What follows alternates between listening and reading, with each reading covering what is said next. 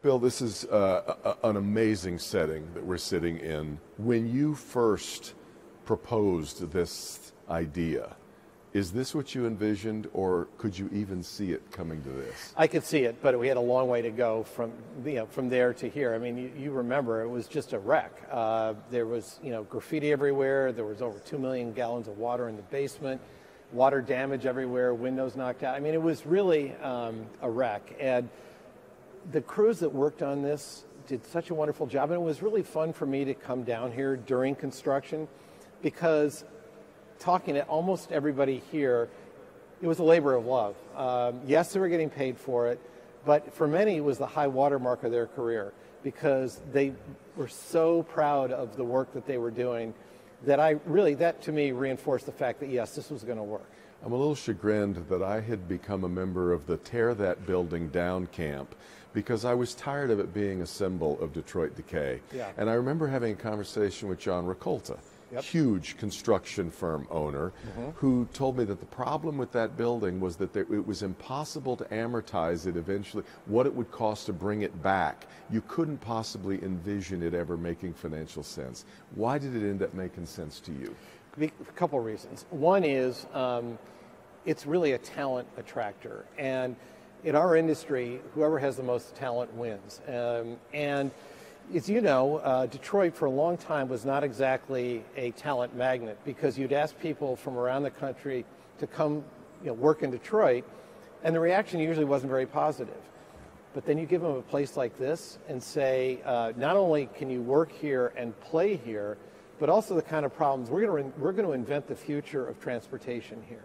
And so to work on interesting problems in a beautiful space, all of a sudden Detroit becomes a lot more viable. Well, interesting that you had mentioned talent. Recently, Mary Barra's comments that General Motors was going to have to go wherever the talent was. The suggestion being it might not be Detroit. This building seems to be a bet on the opposite. Well, I think it is a bet on the opposite, because not all the talent is here in Detroit, but we want to attract them to Detroit.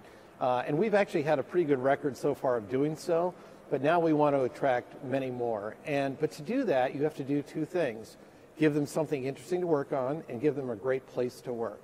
And we believe that this checks both those boxes. And so we admit not all the talent is here. We want to bring them here. And next door, we've already got 97 startups in our building next door that we just opened. Half of those aren't from this region. And yet they've come here, they love working here, and they're going to be working on with the companies here in this building to reimagine what transportation of the future could look like. We've had an issue over the years with kind of cannibalism when it comes to downtown, especially development. We just saw General Motors announce they're moving to the Hudson's building. Great for the Hudson's building, but it's really just reshuffling the pieces.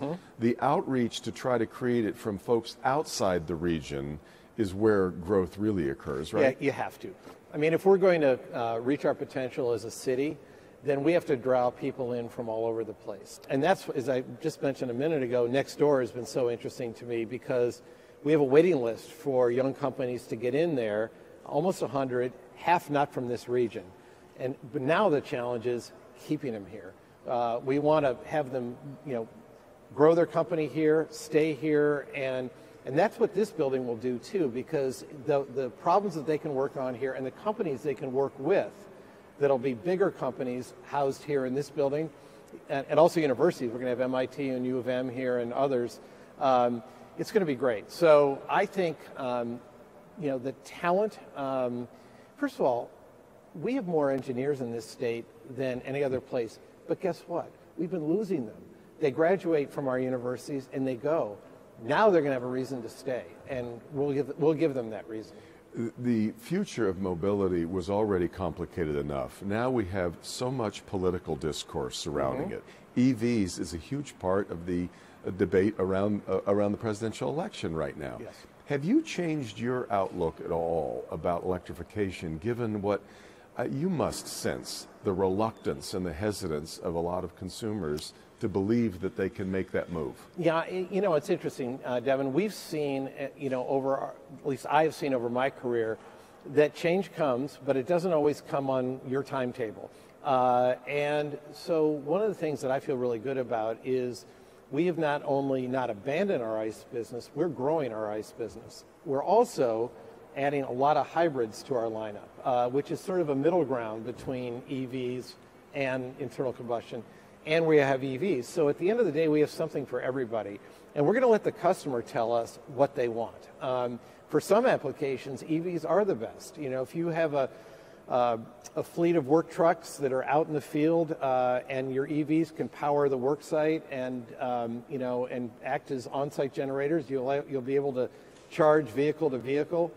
For those applications, that'll be great. For some people, it doesn't make sense, and that's fine too. Then we've got hybrids and we've got internal combustion engines. So, you know, it was really important to me and to Jim Farley that we basically have something for everybody, because we don't know the pace of adoption. We've seen that in so many other aspects of our business. I remember back in 2015, when a lot of OEMs were saying by 2019 they were going to have a certain number of autonomous vehicles on the road. Well, guess what? Here we are in 2024, and they're still not there. And people were saying to me, Ford, are you asleep? Because you're not making these claims. But we could see how difficult it was. And we also know that autonomous driving someday will come, but we don't know the time frame. I think in many ways it's the same with electric vehicles. They're happening around the world. In this country, they're not growing as fast as some people predicted. And that to me is not a great surprise. So it's important that we don't go all in on that, and we actually have a strong internal combustion business, and we have a strong hybrid business. But you can kind of be on the horns of a dilemma here. By waiting for the consumer, you end up moving at the speed of the slowest ship. You of course look at China and the way that they are running ahead in electrification. Scandinavian countries. I mean, yes. You can't just look at the American market. No, and we have been. And we've been a leader in electrification around the world and in here. I mean, we're the number 2 in EVs in America. But the question then is, how quickly does that all ramp from here? And our answer is, we don't know. But they are growing. And what's interesting is the people that have EVs say they're never going back. So, I think that not only are they here, they're growing, and they'll continue to grow. But at what pace they'll continue to grow, my crystal ball is a little cloudy. But that's why we have something for everyone. Do you lament, though, the politicization of this argument in this debate? I do. Because it's very hard to have a rational conversation in Washington right now, because the conversations are so different based upon your point of view.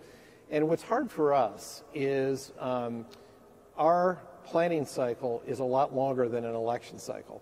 So, one thing I've learned in my career is we can adapt to just about anything, but what we have real trouble with is when we're whipsawed back and forth, because we can't turn on a dime given, we have to get our supply chain all ready. We have to, build prototypes. We have to obviously do all the safety testing and everything. So our development time is longer than a politician's time frame typically is. Yeah.